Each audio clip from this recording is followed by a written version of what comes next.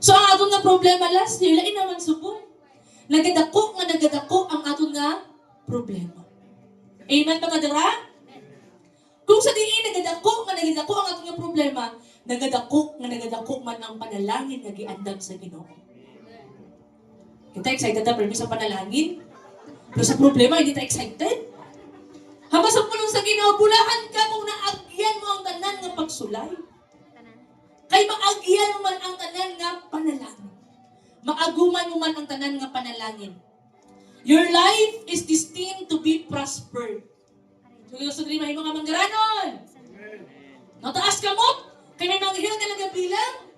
Ang iba na, hindi lang ko magmanggaranon. Kay daw, hindi ka katulog.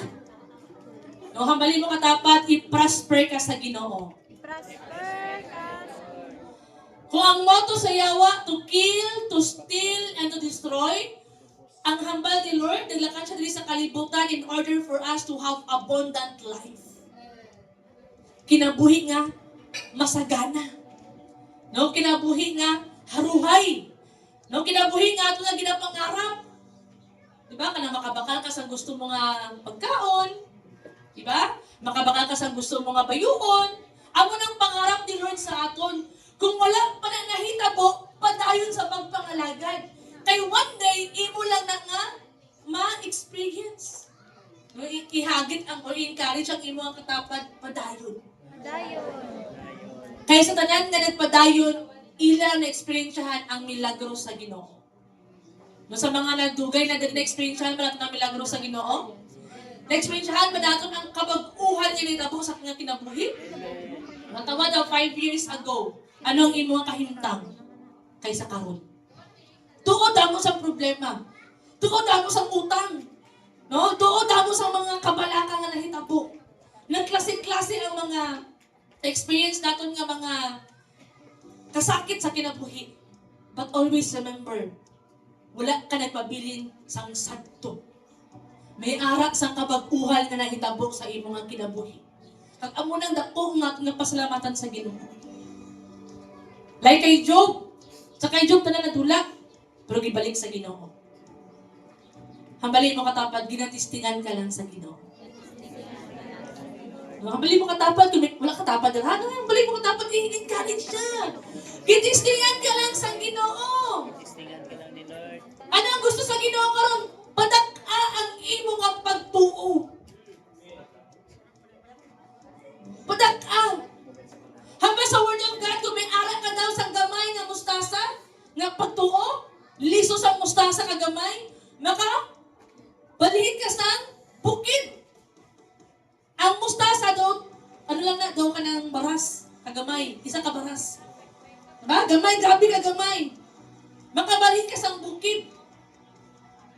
Hindi na literal hanga makabalhin ka sa bukid, subong, kaya wala mata sa mga superpower. Makabalhin ka sa mga problema. Ang iyong mga problema, matugyan mo na sa Ginoo. Kitabi sa bawi uwak kita. Anong bawi uwak? Gabi ka bukat na natong problema. Oh, hindi ka bukat ba? Lord, kinatugyan ko din sa imo, Lord. Ama? Kinatugyan ko din sa imo, Lord. Imo na ni Lord. Diba? Basta po lang sa Ginoo, 1 Peter 5:7, cast your cares upon the Lord because He cares for you. Itugyan sa Ginoo ang tanan mo nga ginakabalakan. Sino nagkakabalakan din sa kwarta? Amen? Oh, amen. Tanan-tanan nagkakabalakan din sa kwarta. Especially ka-upcoming natin na anniversary, no? No, ano lang kaya ang mga pangbayad, ang mga pang bakal. Pero ang sa Ginoo, itugyan. Pag itugyan, gani, ginhatag mo. Oh, paghatag mo sa Ginoo, nagtalikod ka na, nagpadayon ka na sa iyong mga buluhato, nagpadayon ka sa iyong mga kinabuhi. Kita kisa, Lord, pamagdapo, Lord. Kaon ko anay, Lord, ha? Kaya ka dugay man, Lord. Kaon ko anay, Lord, ang mga problema, Lord, ha? Kaon ko anay, ha? Kita bawi uwag kita. Pag natugyan na galing sa Ginoo, hindi pag-isip pa. Sino ang problem solver naton? May mga butang nga problema hindi naton kaya, itugyan sa Ginoo. Kaya siya lang ang makasulbad sa tanan nga problema. Kung sa mathematics pa na or sa mga engineering class pa na, wala daw sa problema hindi masulbad. How much more sa aton nga kinabuhi? Wala sang problema nga hindi masulbad. Pero ang solusyon, surrender to God. Tugyan sa Ginoo. Kung nawad-an ka man subong, itugyan na sa Ginoo kay balusan ka ni Lord more than pa sa imo nga nadula subong. Kung makahamba ka nga, Lord, dati Lord, grabe ako niyang kinabuhi, Lord, ara ko sa haruhay. Sumundo, ara ko sa kapigaduhon. Season lang na. Pareha sa ulan. Diba, may taliksik, may bagyo, may tama-tama lang. Pero matag tapos ang ulan, may aragin na sa rainbow. Amen. May aras ang saad ang Ginoo. Sometimes ang blessing ni Lord dugay. Nga dugay, kay grabe ka dako. Diba? Kanang mga dali nga panalangin, dali lang man na madula. Pero arang dugay nga panalangin, karang maabot sa punto nga matak-an ka na sa pagdula, paabot ang gyapon. Kaya kung sa maabot na, makahambal ka gid nga, Lord, salamat. Hambal ni ang kaibigan nga encourage ni Pastor Martin. Ang panalangin daw sa isa ka tao nga 10 years nga gihaguan, pwede daw siya ihatag sa anak sa Ginoo nga 1 year lang gihaguan. No, pili ka dito. Sa 10 years mo ginahaguan, ara ang panalangin, or sa 1 year mo lang gihaguan nga upod mo ang Ginoo nga ara gyapon ang panalangin. Pero ano ang gusto sa Ginoo? Saligdi siya. Na may ara siya dako nga plano sa imo nga kinabuhi. Wala kang giluwas ni Lord para maglisod-lisod. Wala kang giluwas, Lord, para mamigado.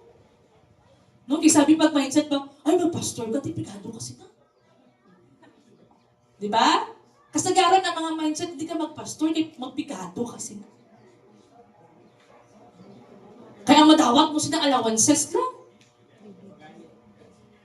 Diba? Ang madawat mo sila, ano lang, ng tingi-tingi lang. No? Ang madawat mo problema, kabalaka, kabukaton. Ang Ginoo naton, ang gihatag niya ba sa aton tingi-tingi lang? Pagpakamatay ni Jesus sa cross, ang gihatag niya ba tunga lang sa lawas? No? Di ba mga manananggal, no? Galupad-lupad, di ba tunga naman sa lawas? Pwede talit na tunga lang sa lawas, Lord, pero wala. Buong-buo gihatag niya. Kay buong-buo gihatag mo ni Lord, ibig sabihin, hindi niya nakatagan sa mga tingi-tingi lang. Tingi-tingi lang ang panalangin. Hindi na maghihatag ni Lord. That's why, ginapundakan ni Lord sa dako nga problema. Diba? Ang pagbundak ni Lord, dako nga problema. Kaya man, ang pagbundak sa Ginoo, dako man ang panalangin. Pero gusto ni Lord, pasari. Anong iyang hambal sa mga Hudyo? Anong iyang hambal? Tistingan ko sila. Ara kita sa pagtesting. But always remember, after sa trials, after sa testings, ara ang panalangin nga nagapaab. Many believers are saved but still living low lives. Defeated by fear. Mahadlok mag-risk. No, may ara sa negosyo nga ginahambal sa Lord sa inyo kasi Lord, empleyado lang ko, Lord. Maybe, no, someday. May ara ginapagawas ka sa imong comfort zone. No, may aram madali siguro ginapa-apply ka sa aming nga institution. Ay, hindi ko Lord, bahadlog ko, Lord. Kapoy man ang ilang ginaobra, Lord. Hindi ka magpanilinginan sa Ginoo kung wala ka gibutang dira ni Lord. Pero kung wala ka gibutang ni Lord, always remember nga ang panalangin magsunod sa imo. Now, for example, gusto mo mag-ubra sa, example lang niya para ma-gets natin ang scenario. Gusto mo mag-ubra sa dole. Okay, may taga-dole. Pero ginabutaan kayo, Lord, sa isang ka-university. Nga sa dole, kaya ako sweldo to. Pero, klaro sa imo, ang gibutaan kayo, Lord, sa isang ka-place. Akong sa hindi mo gusto. Kaya makahama ka, Lord, gamay mo na sweldo. But always remember, kung di ka gibutaan ni Lord, dara kanyang panalangin. Dara kanya i-bless. That's why dapat number 1, klaro sa imo. Nadamo man sa mga pastor ko kay ang panalangin, may tithes and offering. Kay harbaton ko na. No? Kung ay mga kasing-kasing, ano ka, greedy ka, diba? Grabe nga maghagin sa katawan, may alam man iba nga pastor nga, ihatag nyo ang tanan. Katulad yung maghatag ang tanan, mapupuri ka mo. Ang mga gabi ang pagtuogi, hatag ang tanan. Na-spark, nagpabulbul na. No? Ang paghatag, hambal ni Lord, sa tanan nga naghatag iya nga panalanginan.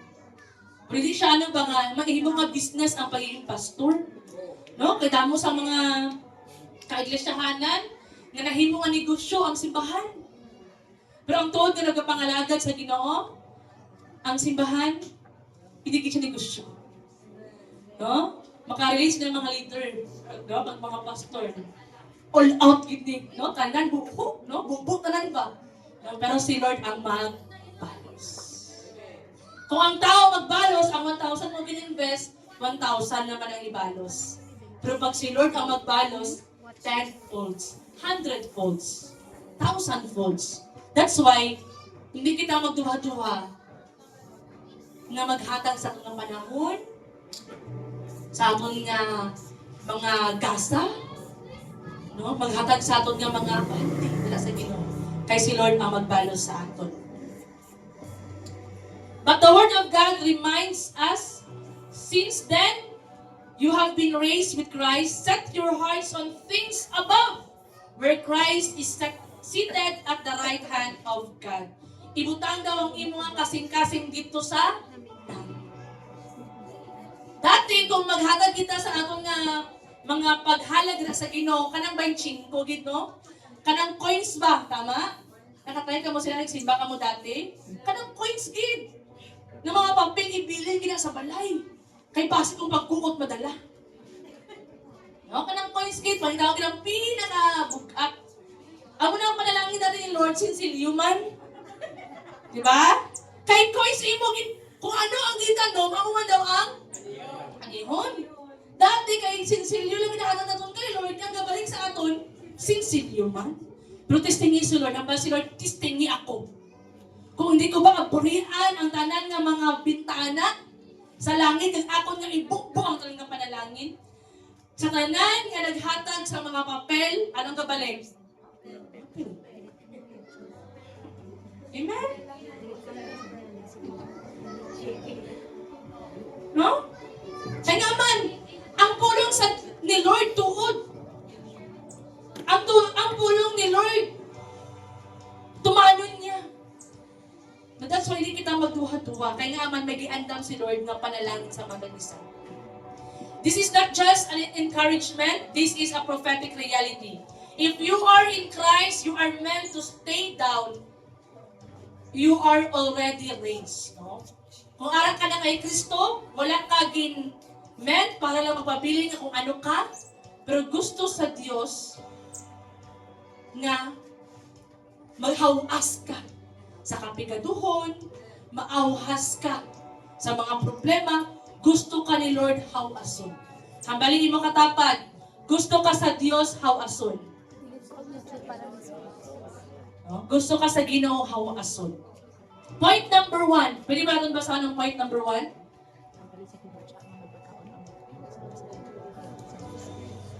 You are already raised with Christ, no? Gibanhaw ka na upod ni Kristo. The verse begins with since then, no? Halin pa dati. So that means it is not a future promise, it is a present truth.